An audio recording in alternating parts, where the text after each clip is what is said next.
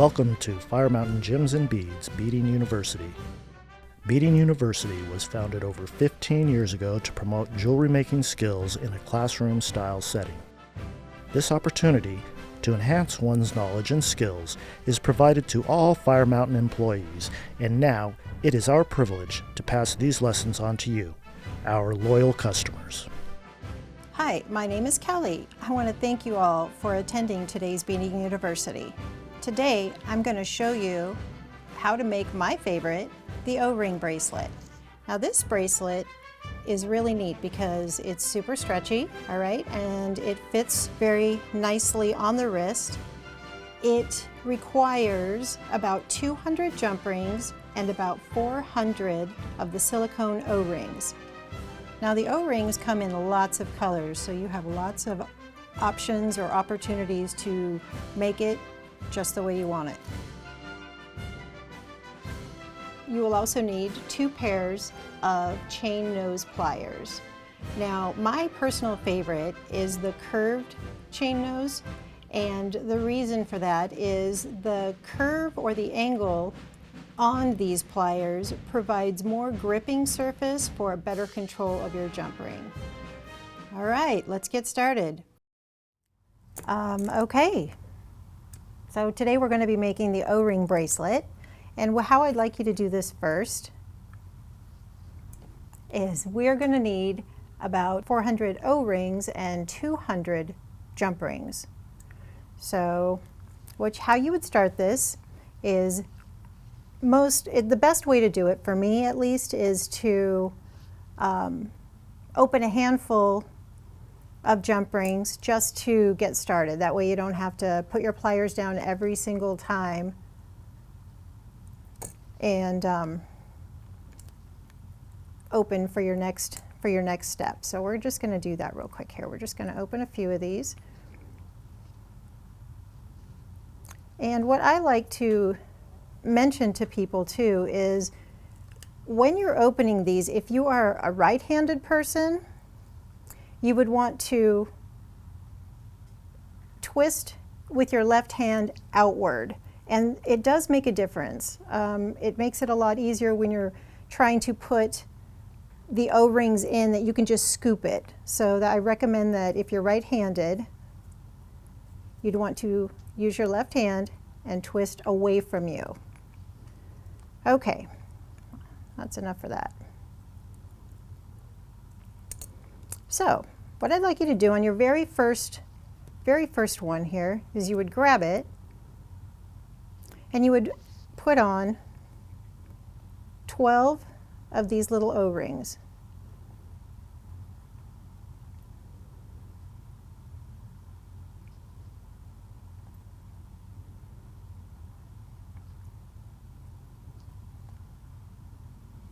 I know this takes just a minute. Then you would close it. Make sure that when you do close your jump ring that they're lined up pretty good so there's no gap. Okay? Then you grab another jump ring, and with the one that you just completed, you would pick up just two O-rings from that original one. Just like that. You would want to add another 10. So the key here is to make sure that you have a total of 12 on every jump ring. So let me count that again real quick here.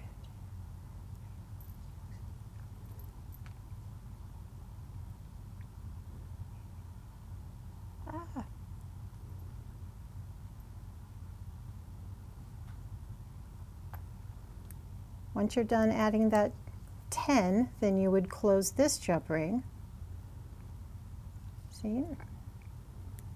Now we've got 2. And like I said, they both have 12 total, okay? Now it gets a little, not tricky, but this is where you'd want to pay real close attention. Grab another one, another open jump ring, And then what you want to do is, because you're going to grab 2 from this last one you just did, you want to make sure you grab the 2 that are in the middle, leaving 4 jump rings on each side. It's easier if you pick it up. I just wanted to make sure you could see what I was doing.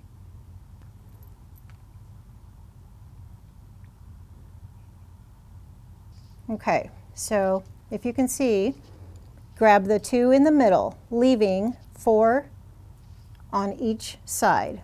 Okay, and this is really important because when you get further into this, the further you get into this project, the harder it is to correct it. Okay, whoops. I didn't want to close that just yet. I wanted to add 10 more.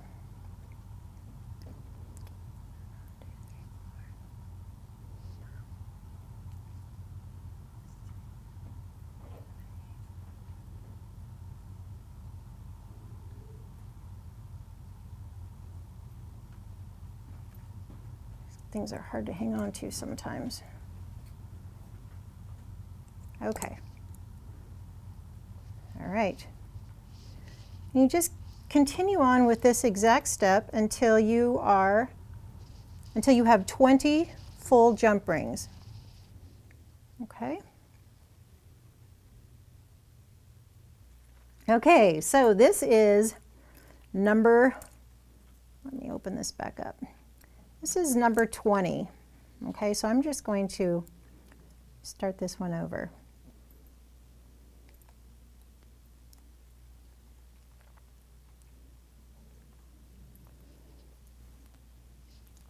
All right, now that we've got a total of 20 in this row, well, actually I have 19 right now. I'm about ready to add my very last one.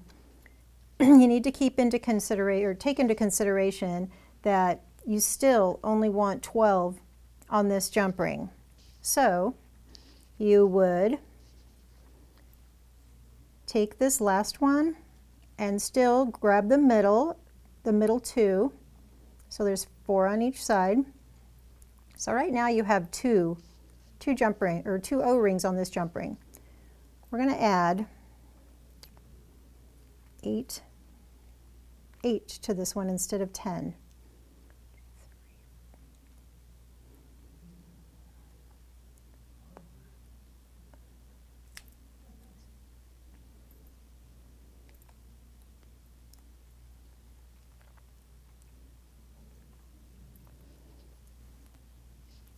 I'm going to close this one up, even though I'm going to have to reopen it here in just a minute. But what I ultimately want to do is, because I'm going to connect these 2 ends together, I'm going to be taking 2 from this end and adding it to here. So I need to put 4 on one side and 4 on the other side. I'm going to open this back up.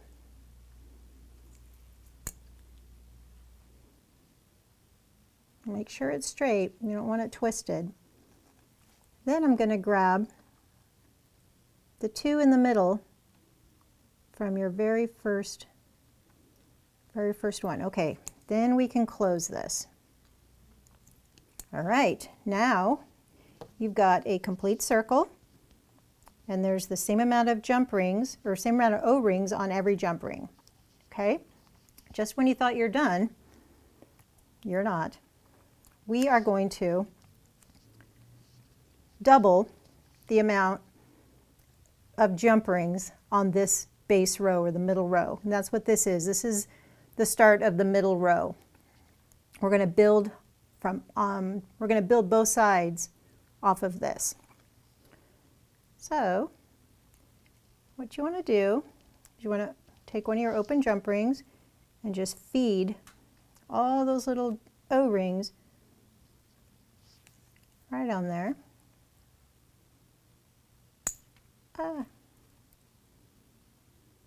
And close it if you can.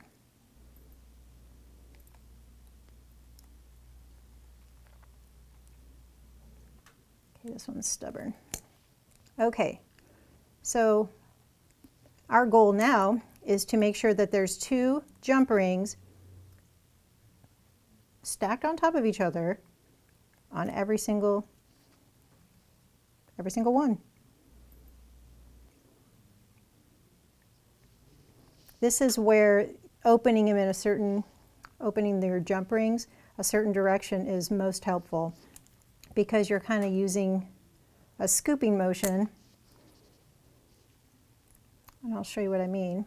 Just kind of grab it and you see how it's already in that position to where it makes it really easy to just kind of make your way around. Catch all those all those O-rings and then close your jump rings.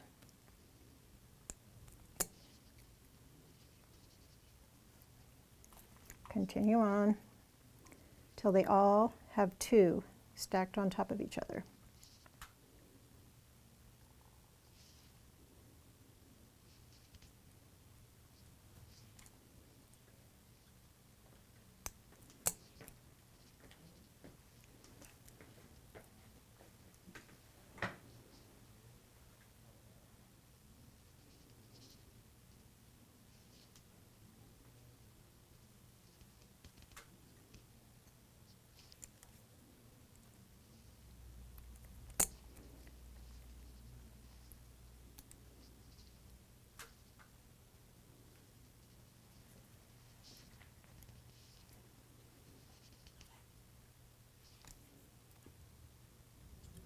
Okay, we have completed the second layer of jump rings, so you can kind of see each one of these has 2 jump rings.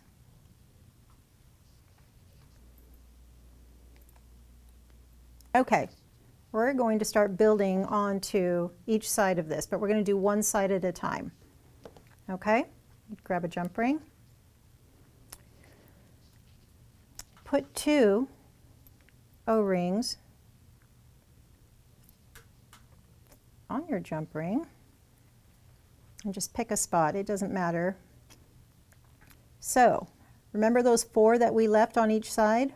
Okay, you want to grab 2. First we have 2 on your open jump ring. You want to grab 2 and then grab 2 from the one right next to it. Okay, so each row that we're building off of this base row is going to be nestled in between 2 of the other ones. But there you are. We've added 2. We've picked up 2 from 2 jump rings. Now we're going to add 2 additional ones to the open jump ring. Then we're going to close it, and I'll give you a better idea of what we're after here. Okay, you've got, from your base row, you've got 2 jump rings here already completed. Then we're building on top of that. So like I said, it nestles in between the 2. You have 2 here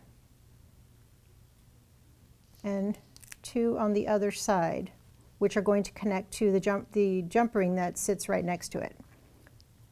So we're going to take the 2 and then grab the remainder 2 from the jump ring, and then grab 2 others from the one right next to it. You see? See how that is? Then you would add 2 more O-rings to the open jump ring so that the next one has something to attach to. There you are.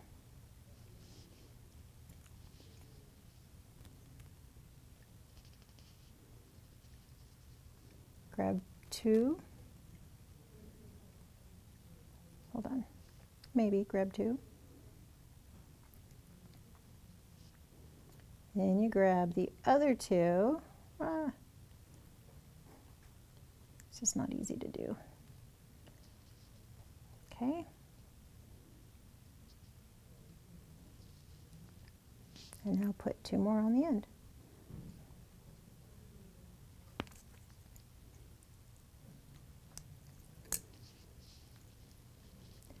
Starting to look like a bracelet. And you just continue with that till you get all the way around. I'm going to open some more jump rings. I think I'm there. Okay, so as you can see, I've gotten all the way around and I'm on my last one, and this last one is going to close the loop for this side. So instead of adding two, I'm just going to grab the two that's on here,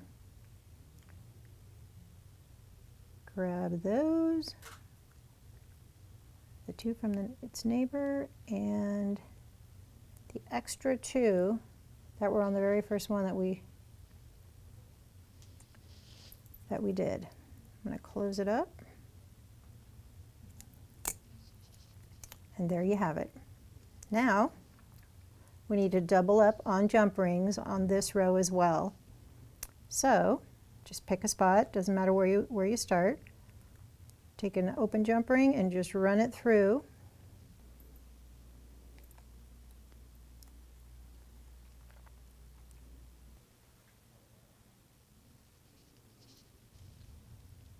There we go. Now we're on to our next one.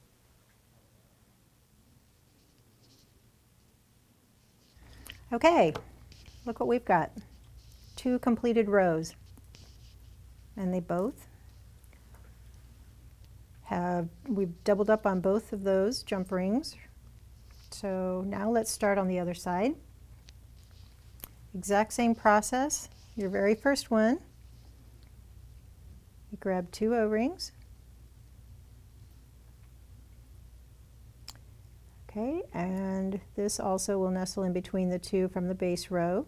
So grab 2 from its neighbor, then you add 2, then you close. The next one you do you don't need to add 2 because you're going to pick up 2 from the one you just did.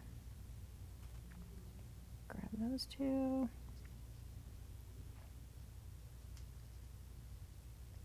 Come on.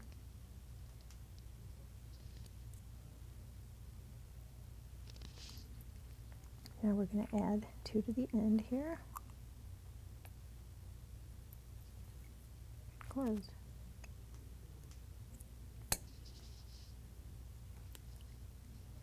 Continue on with this until you've gotten all the way around your bracelet.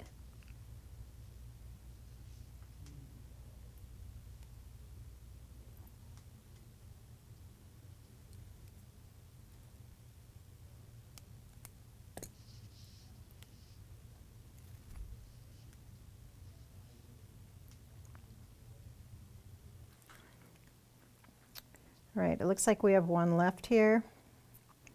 Instead of adding O-rings to this, we're just going to grab the 2 that are loose here. Grab these 2 and the 2 that are left over on that one. Close this up. And we've completed our final row. Now all we have to do is double up on the jump rings again.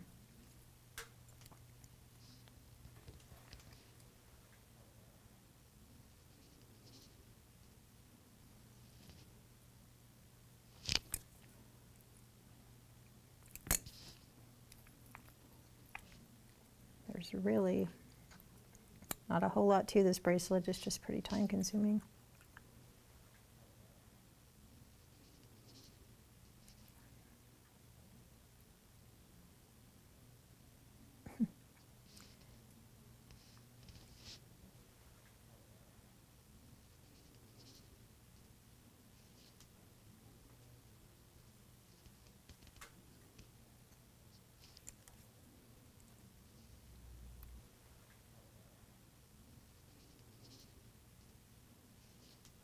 That's the cool part about this, though. You can really choose whatever you want.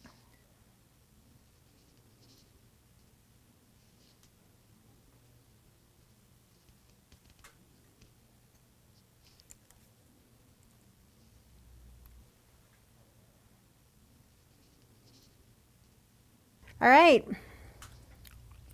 this is it, complete.